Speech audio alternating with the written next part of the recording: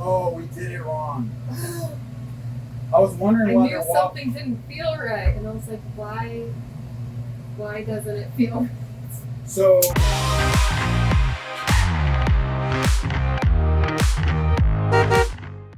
this is the last renovation video that you guys will see before we take our trip and try out the studio.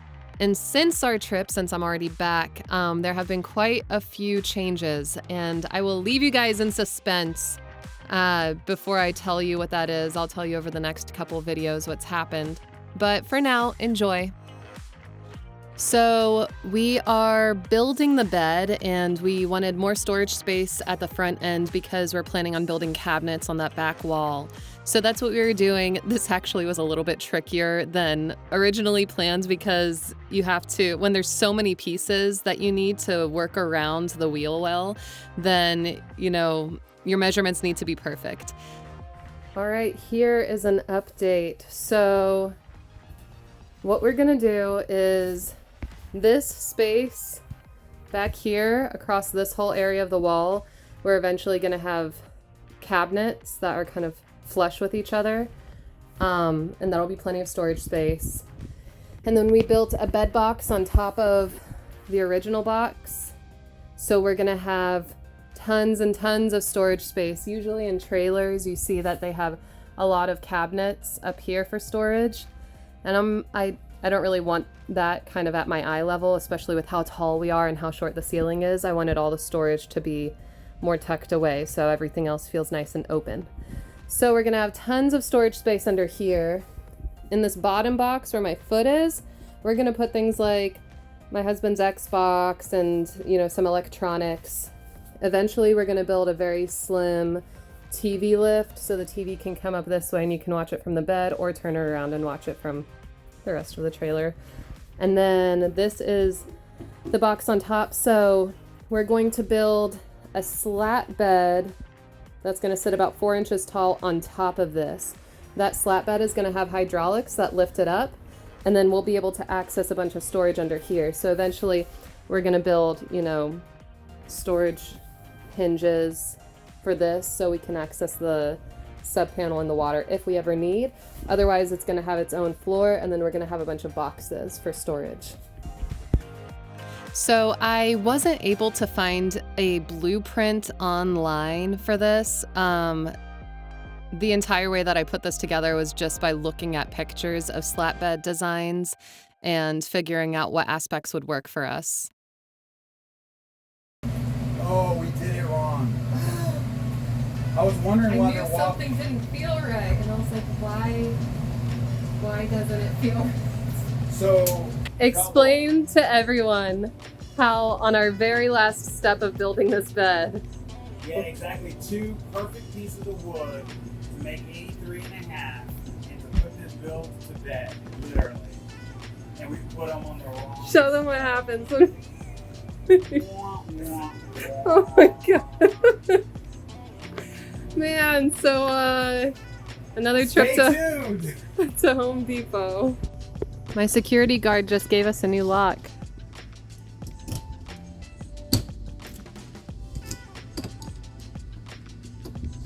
What kind of lock is it? It's called the lock. RV lock. It has a key fob, it's a touchpad entry, and is it harder to break into? Yeah. So when you get stocked RVs, you get keys that are very standard. So it's common that other people have the same key as you. That's why you gotta upgrade. Keyless fob. Once we fixed the bed, everything was working well, and we were just doing little touch-ups, little measurements to figure out how we want to finalize it. And it wasn't sliding shut perfectly. It was pulling things to the side, and we had to figure out why. All right, here is an update on this bed. So as you can see, this is a queen size bed right here. We're about 2 inches over. So what we're planning on doing is cutting this in half and then, you know, trimming enough to make it 2 inches so then it fits perfectly, but the length is perfect. Now we have a maybe a situation. Are we going to stack them whenever we're sitting? Are you going to be too close to the ceiling with both of them stacked? What are we going to do to get that sorted out? But I feel like that's a minor thing. Also, this was a little unexpected, having to put this 2x4, but we wanted to make sure that it was really secure. Yeah, these drawers hold 430 pounds, but we wanted to make sure, since the bed opens like this, the only thing anchoring the top of this bed down so you don't flip whenever you're sitting on that side are the hinges over here, and we didn't want it to pull anything out of the wall. That being said, we have an unexpected overhang here, which makes this cute overhang that I was going to put lights on not really working, because now it doesn't look intentional. So I'm going to figure out some decorative element to make this look like it was on purpose, and then I'm gonna put the lights under here running down that way. Yeah, I guess that is all for now, and I'll give you an update soon. Okay, we've got 2 more weekends. Well, really, we have today and then 1 more weekend to get ourselves up and rolling before we're gonna hit the road with this baby. So today we are going to be working on finishing up the trim on this bathroom. We're gonna put some wood here, do some corner trim, finish up that floor, and then cut and install this accordion door. And then we are going to make some tweaks to the bed so it slides a little smoother, and then put the faces, and then start to kind of figure out how we're going to cut up the mattress so it doesn't sit too high close to the ceiling whenever it's in that couch mode. All right, so here's an update. So we finished the bathroom. We have finished the trim down there. We just need to put more silicone. And then we put this trim. I actually kind of like this being wood, but who knows, we'll probably paint it white. We need to stain it no matter what. And then we got the accordion door installed so it can nicely tuck away and then slide out whenever you're taking a shower, go into the bathroom. And over here, we've run into another problem. So we needed to do some, like little patchwork to get everything perfectly level and absolutely parallel so that we can slide more easily. And I would still like it to slide a little bit better, but it's pretty easy right now. You can even pull it on the side and it does a pretty good job. I don't know why. It must not be, whatever. Okay, moving on. So now the issue that we're having is we are putting a hydraulic system. Oh, okay, this is a heavy bed. I don't even know if these hydraulics will lift it. Well, if my arm is holding it, it should be fine. Anyways, we need to put the hydraulics in that corner that I'm staring at right now, but both my hands are occupied so I can't point to it. And it needs to touch this outside one. It needs to hook to that one. It can't hook to the inside one because that's the sliding part of the bed. And the problem that we're having... Okay. The problem that we're having is this sits perfectly... Can you see between the slats? It sits perfectly in there like this. But... we need to be able to, where are all my pieces? Okay, right here. But this goes como así. Oh, come on. I need 4 hands. Okay, like that. Which means that we need space for this so we can screw the nut onto it, and we don't have that space. It literally is flush with this bracket.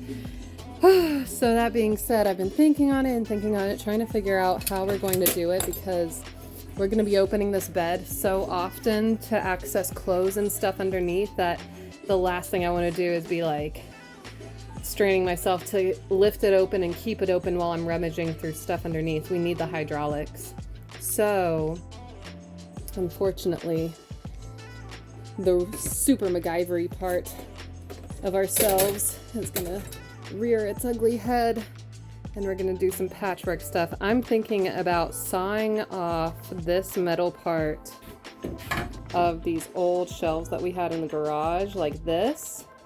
So this part can attach to the wood, and then we have this part hanging out, and we could give ourselves a little bit of space. So then we can attach this. Oh no, darn it, where's the other? So then we can attach this to here, and then attach this to this, and then it's like a big chain of events that lifts up the bed. Other than that, my husband's working on the drawer lids to cover this stuff, and then after that we're gonna put the facing on the sides of the bed. So we'll see how far we get today. I've never used hinges before, and there's so many variables to consider when putting a hinge on. I'm sure the next time it'll be easier, but some of the variables to consider were how many hinges are we using, 1 or 2? How much weight does each hinge hold? The length that hinge can compress and stretch. They start stretched and you can't compress it closed. You have to install them before you find out if it's actually going to work. And this whole process was just really tricky. It was like mind games trying to figure out how to make it work. But in the end, we did prevail. All right, so this is what we've been wrestling with. We haven't been able to get the gas struts to work, and I think it's because the first struts that we bought were way too strong and carried too much weight. When I officially tried to measure the weight of the bed and how much pressure is coming down, it was like 40 pounds, and our struts were made for 75 pounds. So we got lighter struts, and then today we've still been having trouble. We had it installed from here to here, and if you can see, we started to split the wood right there. And I hate that we've been putting in so many holes all over the place. But then we finally found a video on YouTube where they have it installed in reverse. So it's going up long ways this way. So that is our latest tactic that we're gonna try. Oh my Lord. I am so shocked. These hinges have been the most difficult thing to figure out in this entire project. And it's because I kept trying to follow the directions that were provided, and the directions were terrible.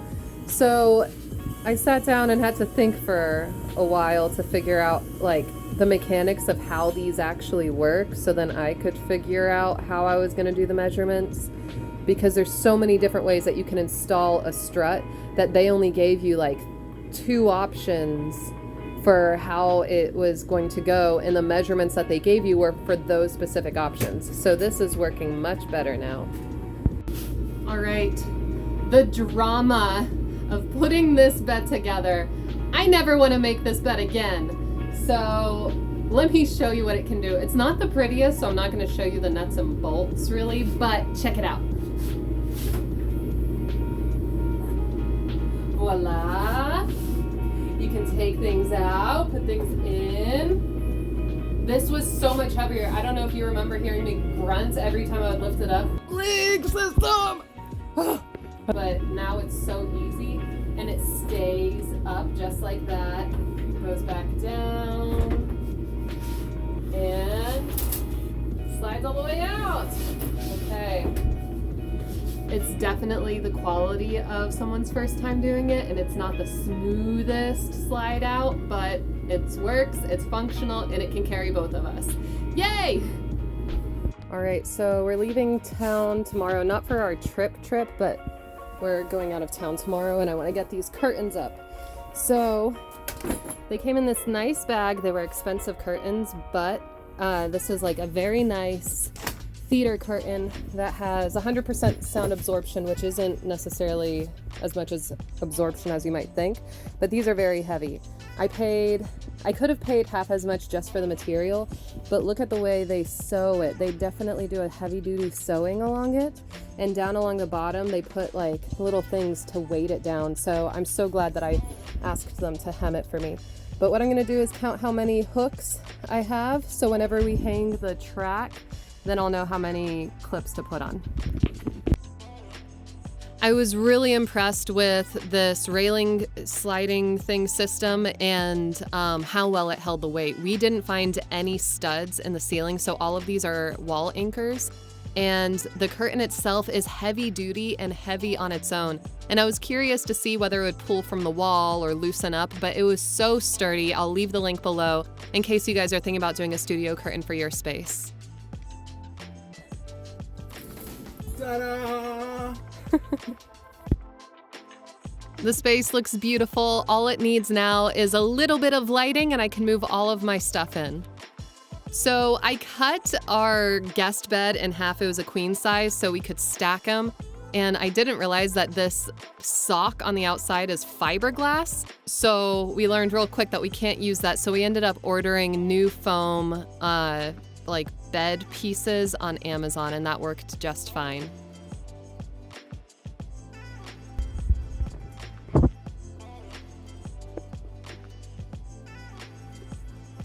All right. So this is where we are currently at. We have 1 week before we leave on our trip. The bathroom, I guess I should turn this on.